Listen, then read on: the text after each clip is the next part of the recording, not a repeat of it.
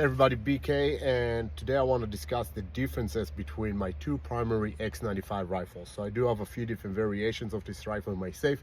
These are the two I use the most, and I want to discuss what are some of the differences between my duty or my go-to battle rifle and my competition rifle. And do you even need to have two different variations, or can you get away with only one?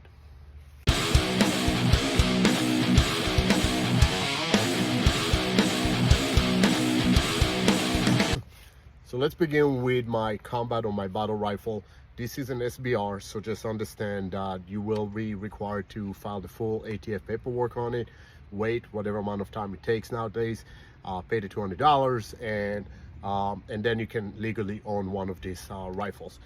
It is short, right? Not only is it a bullpup design, but the idea that this has a 13-inch barrel in it makes it shorter even than most other traditional bullpups, including the standard size X95.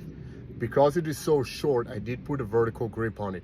I am personally not a big fan of vertical grips, but I didn't want to risk going forward onto the muzzle brake, or even if I have a suppressor on it, touching a hot suppressor wasn't very appealing to me. So I did put a vertical grip just to prevent me from sending my hand too far forward. It does make everything a little tighter, and if you're used to a C-clamp holding a little bit further down, right, understand that it's gonna be impossible to do it with this rifle. You're gonna have to hold it somewhat tighter to your body. The rail covers that are here, I cannot move them forward just because I have a suppressor, so the space given is not allowing me to do that. That's why the vertical grip became so important. I do have a laser designator on it and an IR designator. Again, this is my combat rifle, so if I am wearing night vision devices, or if I'm in a confined environment and I need quick acquisition of a target, then this becomes important for me. It may or may not be part of your world, but just something to consider.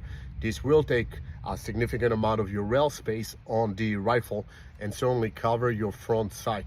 My rear sight is going to be covered by my optics, so I cannot depend on my backup sights when it comes to this short design of a rifle. I do only run a red dot. This is a holographic macro light. The reason I run this one and nothing that's magnified is, again, this is an SBR. It is not intended for longer range shooting. If I'm using it in a confined environment, and even let's say I have a farm and I shoot a little bit further down, 100 yards or so, this will do the trick. I do not need any magnification on my optic. Again, limited in rail space. So if you had a magnifier or an LPVO on this, this would eliminate the option or the opportunity to have anything else on the rifle. So a trade-off that you have to consider. Both my rifles would have the curved buttstock. The reason being is that standard buttstock that comes with the rifle, the rubber straight one, tends to slip on me. This one I feel gets bigger or stronger hold of my shoulder pocket where I want that good weld to be able to engage. And certainly if I'm wearing body armor or a kit on, this just gets in there a lot easier. So something to consider. You can get this at IWR's website, so if it's something you're interested in, you can certainly check it out. Otherwise, this is a standard X95. I did not do any modifications on it. This is as they come from the factory. So this is my my standard, or what I would call my competition X95. This is the first one that I actually had, and I call it a competition one because I use this in my tactical games competitions. So I do have an LPVO on it. We're going to start with that. The reason being, this is intended to engage targets a little bit further down. So at ×1 magnification, it acts as a normal red dot, but I can go up to a ×8 on this specific one. This is a US optic. So if I have targets at 400 or 500 yards, which did happen in competitions, I can still get the magnification I need to engage them effectively.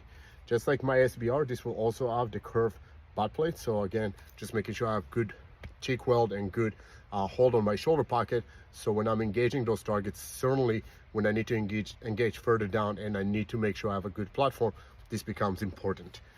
Because this does have a longer forehand area, I can push those rail covers forward, so when I am holding the rifle, I can get that full C-clamp that I'm looking for, pull the rifle tight into my body. And again, we're going to make separate videos about it, but this is the arm that actually pulls and supports the rifle. So I want to make sure I have a good hold, and this rifle does allow me to do so, unlike the SBR.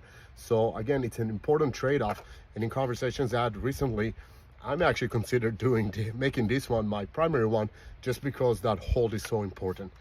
Otherwise, something to consider is the difference is not that significant. There's about a 3-inch difference in the barrel length, and that is about it. So overall, even the 16.5-inch barrel, just so you guys understand, is still shorter than your 10-inch AR.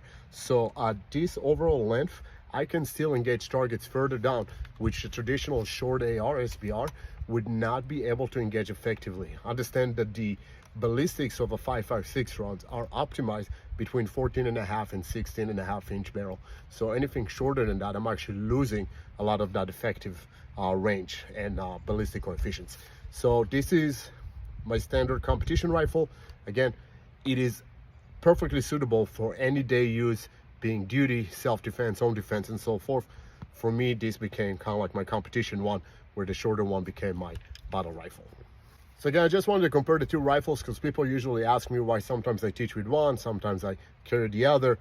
Those are the main differences between the two rifles. It's the overall length, the type of optic I carry, and the range I'm effectively going to get from either one. Not necessarily because of the capabilities of the rifle, but more because of the capabilities of the optic that's on the rifle. And since I'm limited in space, the type of optic and other accessories becomes limited as well. So I have to pick and choose what I put on which one. As you guys go and choose the X95 that you want to build for yourself and carry for yourself, understand that first of all, from a legal standpoint, you may be limited. So you may be limited to the 16.5, and in some jurisdiction, even an 18.5-inch barrel. So if you're in Maryland, California, or one of those states, you may have to go a little bit longer.